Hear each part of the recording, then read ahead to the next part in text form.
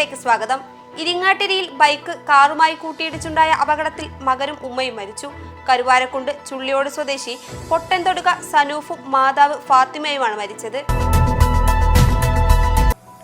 പൂക്കോട്ടുംപാടം വേങ്ങാപ്പരതിയിൽ തെങ്ങ് കയറുന്നതിനിടയിൽ ഷോക്കേറ്റ് താഴെ വീണയാൾ മരിച്ചു. തെങ്ങ് കയറി പട്ട വെട്ടുന്നതിനിടയിൽ ലൈനിൽ തട്ടി ഷോക്കേറ്റതിനെ തുടർന്ന് താഴേക്ക് വീഴുകയായിരുന്നു. ഇയാളെ ഉടൻ തന്നെ ആശുപത്രിയിൽ എത്തിച്ചെങ്കിലും ജീവൻ രക്ഷിക്കാനായില്ല. എടക്കര മരുത സ്വദേശി ശിവനാണ് മരിച്ചത്. ലഹരി വസ്തുക്കൾ വിൽപ്പന നടത്താനെത്തിയ മധ്യവയസ്കനെ കൊണ്ടോട്ടി പോലീസ് പിടികൂടി. ഐക്കരപ്പടി 11 മൈലിൽ വെച്ച് കോഴിക്കോട് കല്ലായി പന്നിയങ്കര സ്വദേശി ഷാഹുൽ ഹമീദാണ് അറസ്റ്റിലായത്. ഇയാളിൽ നിന്ന് 70 മില്ലിഗ്രാം MDMA-യും 800 ഗ്രാം കഞ്ചാവും കണ്ടെടുത്തു. കടുത്ത വേനലിനെ തുടർന്ന് നീരൊഴുക്ക് കുറഞ്ഞ TK കോളനിയിലെ കോട്ടപ്പുഴയിൽ പൊതുജനങ്ങൾ ഇറങ്ങുന്നത് നിരോധിച്ചു.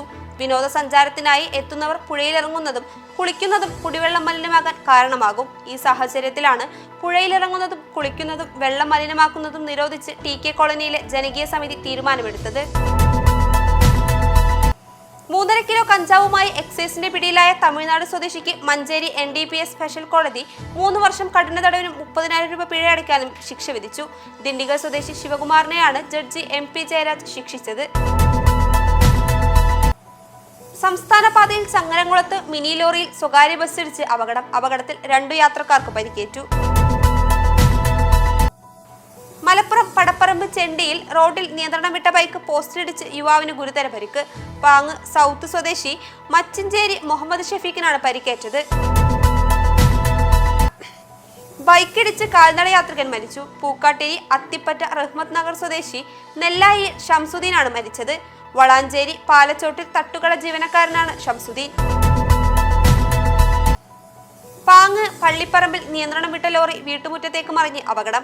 പടപ്പറമ്പിൽ നിന്നും പാങ് വഴി കാടാമ്പുഴയിലേക്ക് പോകുന്ന ലോറിയാണ് പാങ് പള്ളിപ്പറമ്പ് ഇറക്കത്തിൽ നിയന്ത്രണം വിട്ടു മറിഞ്ഞത്.